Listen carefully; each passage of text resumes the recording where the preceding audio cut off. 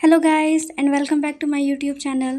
तो आज हम लोग क्लास 10 का चैप्टर 3 मुद्रा एवं साख पढ़ने वाले हैं। इससे पहले आप सभी को सॉरी, क्योंकि इतने टाइम से इस चैनल पर एक भी वीडियो अपलोड नहीं हो पा रहा था।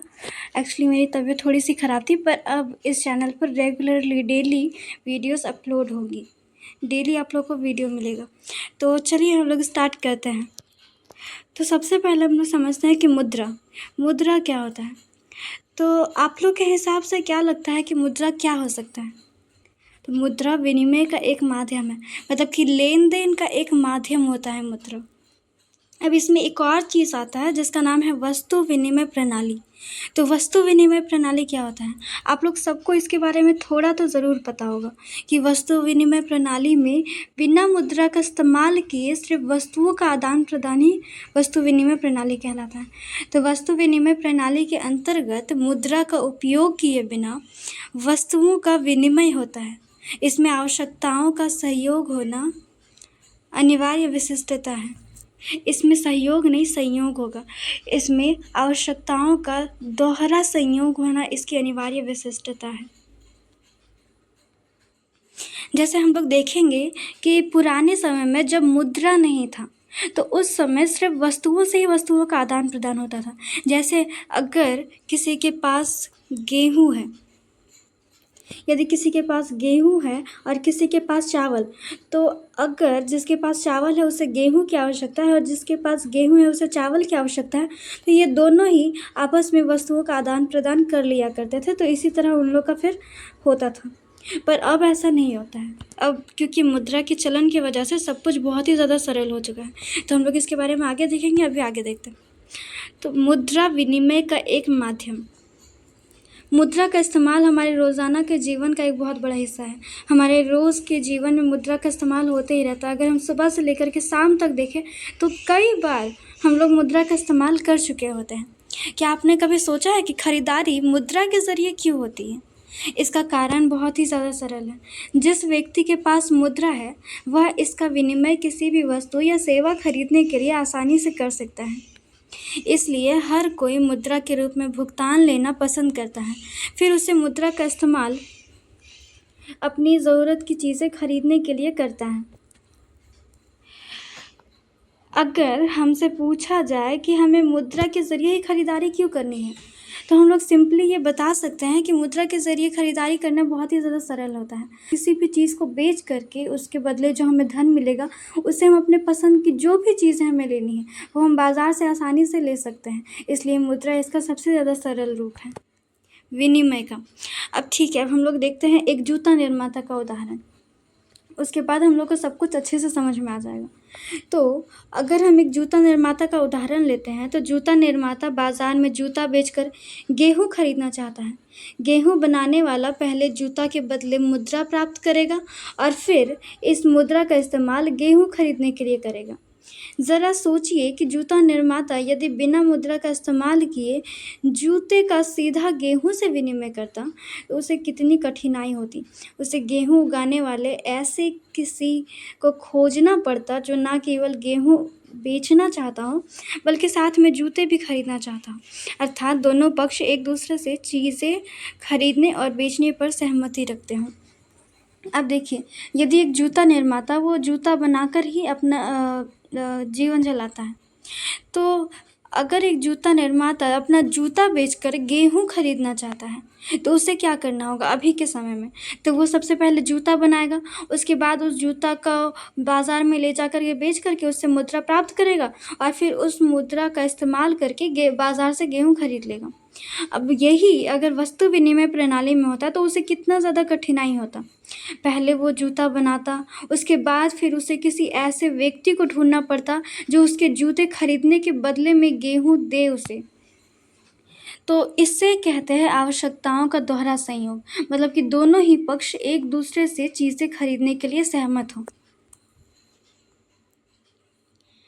अब देखते हैं हम लोग मुद्रा के आधुनिक रूप। तो हम जान चुके हैं कि मुद्रा ऐसी चीज़ है जो लेन देन में विनिमय का माध्यम बन सकती है। सिक्कों के चलन से पहले तरह तरह की चीज़ें मुद्रा के रूप में इस्तेमाल की जाती थी। उदाहरण के लिए बहुत प्रारंभिक काल से ही भारतीय अनाज और पशु का मुद्रा के रूप में इस्तेमाल करते थे। इसके बाद सोना, चांदी और तांबे जैसी धातुओं के सिक्के का चलन हुआ, जिसका चलना पिछली सदी तक रहा। हम लोग जानते हैं कि प्रारंभिक काल से मतलब बहुत पहले से ही लोग लेन देन के लिए अनाज और पशु का मुद्रा के रूप में ही इस्तेमाल करते थे, मतलब उनसे ही लेन देन करते थे। उसके बाद धीरे धीरे जब सिक्कों का चलन शुरू हुआ तो उसके बाद सोने के, चांदी के, तांबे के सिक्के आए। जैसे हम जानते हैं कि सबसे पहले हम लोग हिस्ट्री में पढ़े होंगे कि कुषाण काल से सबसे पहले सिक्के जारी हुए थे। कुषाणों ने सबसे पहले सिक्कों का चलन किया था। तो उस समय से फिर धीरे धीरे सिक्कों का चलन शुरू हुआ, जो कि कब तक रहा? पिछली सदी तक रहा। अब हम लोग देखते हैं करेंसी। मुद्रा के आधुनिक रूप में करेंसी, कागज़ के नोट और सिक्के शामिल हैं। इन्हें विनिमय का माध्यम इसलिए स्वीकार किया जाता है क्योंकि किसी देश की सरकार इसे प्राधिकृत करते हैं। भारत में भारतीय रिजर्व बैंक केंद्रीय सरकार की तरफ से करेंसी नोट जारी करता है। भारतीय कानून के अनुसार किसी व्यक्ति या संस्था को मुद्रा जारी करने की इजाज़त बिल्कुल नहीं है। इसके अलावा कानून विनिमय के माध्यम के रूप में रुपये का इस्तेमाल करने की वैधता प्रदान करता है, जिसे भारत में सौदों में अदायगी के लिए मना नहीं किया जा सकता। अब हम लोग देखते हैं कि करेंसी में कागज़ के नोट और सिक्के वगैरह आते हैं जो अभी चल रहे हैं। तो विनिमय का माध्यम इसे इसलिए स्वीकार किया जाता है क्योंकि किसी भी देश की सरकार इसे अपनी तरफ से जारी करती है, प्राधिकृत करती है। जैसे कि हमारे देश में भारतीय रिजर्व बैंक जो पैसे को भारतीय करेंसी नोट जारी करता है केंद्रीय सरकार के कहने पर। तो कानून के अनुसार मुद्रा जारी करने की इजाज़त सिर्फ भारतीय रिजर्व बैंक को ही है। इसके अलावा और कोई ये नहीं कर सकता।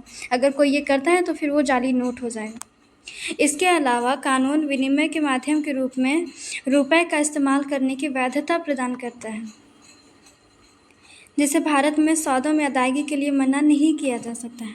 लोग आगे देखते हैं।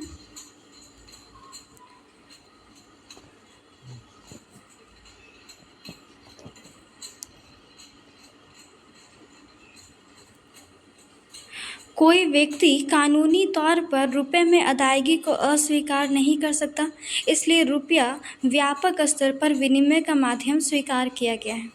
अब हम लोग आगे देखते हैं बैंकों में निक्षेप। तो ये बहुत ही ज़्यादा इम्पॉर्टेंट टॉपिक है, इसे बहुत ही ज़्यादा अच्छे से समझना ज़रूरी है, तो ध्यान से सुनिएगा।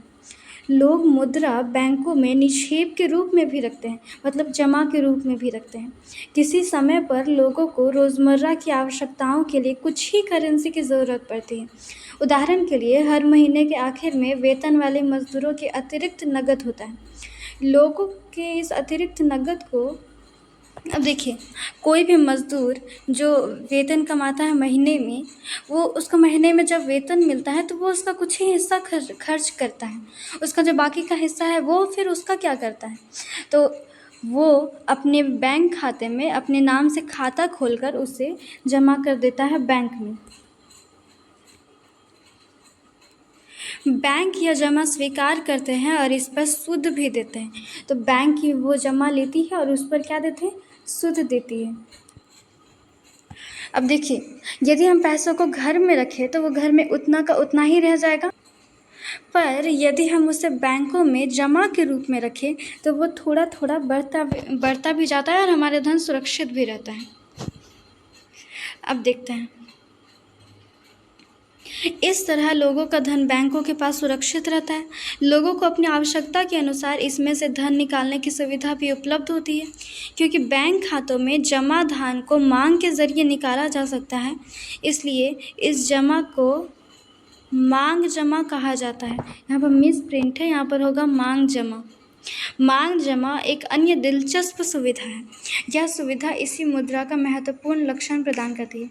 अब इससे पहले हम लोग देखते हैं कि हम लोग अपने जमा किए हुए धन को कभी भी किसी भी समय बैंक से निकाल सकते हैं, तो उससे हम लोग मांग के ज़रिए निकालते हैं, इसलिए उस जमा को ही मांग जमा कहते हैं। इसमें और एक चीज़ आता है जिसे हम लोग चेक कहते हैं, चेक के ज़रिए पैसा निकालना। तो ये इसकी बहुत ही ज़्यादा दिलचस्प सुविधा है, बहुत ही ज़्यादा आसान सुविधा है। देखते हैं हम लोग आगे। यह सुविधा इसी मुद्रा का महत्वपूर्ण लक्षण प्रदान करते हैं। अपने नकद के बजाय चेक से भुगतान करने के बारे में सुना होगा। चेक से भुगतान करने के लिए भुगतानकर्ता जिसका किसी बैंक में खाता है, एक निश्चित रकम के लिए चेक करता है। चेक एक ऐसा कागज़ है जो बैंक को किसी व्यक्ति के खाते से चेक पर लिखे नाम के किसी दूसरे व्यक्ति को एक खास रकम का भुगतान करने का आदेश देता है। इस तरह हम देखते हैं कि मांग जमा में मुद्रा का अनिवार्य लक्षण मिलते हैं। मांग जमा के बदले चेक लिखने की सुविधा से बिना नकद के इस्तेमाल किए सीधा भुगतान करना संभव हो जाता है, क्योंकि मांग जमा को करेंसी के साथ साथ व्यापक स्तर पर भुगतान का माध्यम स्वीकार किया जाता है। इसलिए आधुनिक अर्थव्यवस्था में इसे भी मुद्रा समझा जाता है। जो भी हम लोग चेक जिसको हम लोग काट करके जिससे हम लोग पैसा निकालते हैं, वो सबसे ज़्यादा सरल सुविधा होती है। इसमें जिस भी व्यक्ति का बैंक में खाता होता है, वो चेक लेकर के जिसके नाम से चेक कटा होता है उसे वो पैसा आसानी से निकाल के दे देता है। और ये सबसे ज़्यादा अच्छी सुविधा भी है। इससे हमें एक साथ इकट्ठे पैसे की ज़रूरत भी नहीं पड़ती, उस चेक के ज़रिए ही निकल जाता है। और क्योंकि अभी के समय में जो चेक है वो भी मुद्रा के समान हो गया, इसलिए इसे भी मुद्रा ही माना जाता है। तो ओके गाइस, आज के लिए बस इतना ही। ये चैप्टर पूरा कंप्लीट नहीं हुआ है, इसका पार्ट जल्द ही आ जाएगा, इनफैक्ट कल ही आ जाएगा। और अगर किसी तरीके से कल नहीं आ पाता है तो परसों तक ज़रूर ही आ जाएगा।